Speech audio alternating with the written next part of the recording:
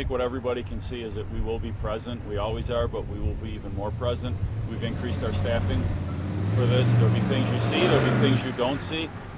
I think what's important to note is this is a very historical, very important event, festival that's taking place this weekend.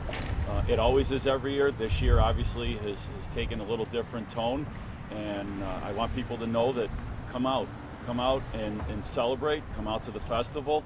Don't let hate win. We will be there.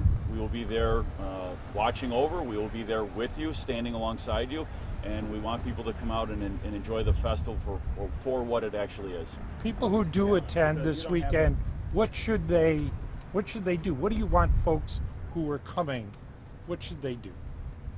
Come and enjoy themselves. I mean, like in any other situation, if you see something, say something. There'll be a police officer that if you see something that's kind of out of bounds, go up and approach one of the officers and let them know what you see. As I said, we'll have some components that you'll see. We'll have some components that you won't see as well. Well, what's the challenge? Because this is a community event. People from all around the country. You don't have a secure perimeter, so to speak. So you can come from anywhere surrounding MLK Park. People can come and go because it's about freedom of access. So what's the challenge with making sure that people feel secure within the parameters of MLK Park? Well, we have a well-documented plan. We've put a lot of time into this. Our Deputy Commissioner, Al Wright, has been very well versed in this plan. As a prior assignment as the Chief of C District, he's very well versed in the planning for this. They've been working with Chief Lee and with our special events captain. We have a pretty robust plan, and like I said, we increased our staffing. They've also increased the private security that will be out there. The peacemakers, MVP, and on. A lot of the violence interrupters will be out there as well. We want to make sure that everyone has a very enjoyable celebration, and as I said, don't let hate win. Come out and enjoy the celebration. Can I comment on, if I could just comment on that question.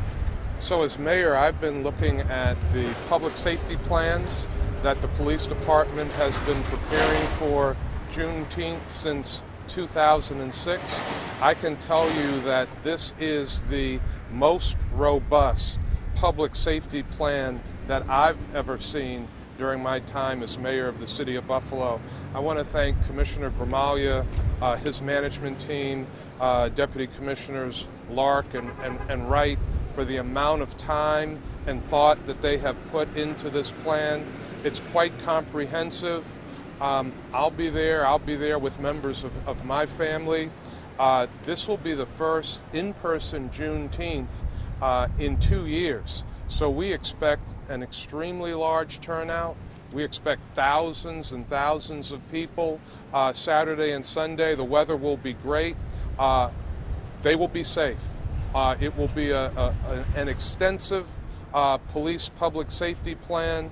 I feel good about the plan, and I will be there both days celebrating the emancipation of enslaved people, going back to 1865, celebrating African and African American culture, as well as honoring the 10 precious lives in our community that were lost on May 14th. Any street closures or parking issues that people should be aware of, and if they plan to come down there, drive, walk in, or whatever? What's the parking situation, street situation? Information will be sent out on that. I think like a lot of times with these festivals, parking could be a challenge, so we encourage carpooling and public transportation and other modes. But all those street closures and anything that will be affected by the celebration will be put out. Are we all good? The other thing that we know is there will be people from all across the country, all across Western New York, and probably internationally as well, that will be at the Juneteenth. There will be elected officials from across the state that will be at Juneteenth. So it will be a good time.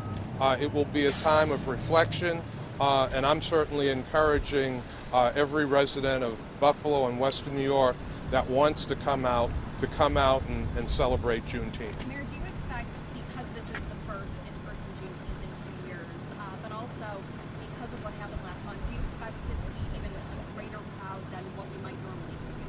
I think it's going to be a huge crowd. I think it's going to be a tremendous turnout. The weather is beautiful. And I think, as you heard Commissioner Gramaglia say, as we heard President Biden say, people do not want to let hate win. They do not want to let evil win. They want to come together and celebrate Juneteenth. They want to celebrate our unity as a community. So we expect a very, very large turnout. Thank you. Commissioner,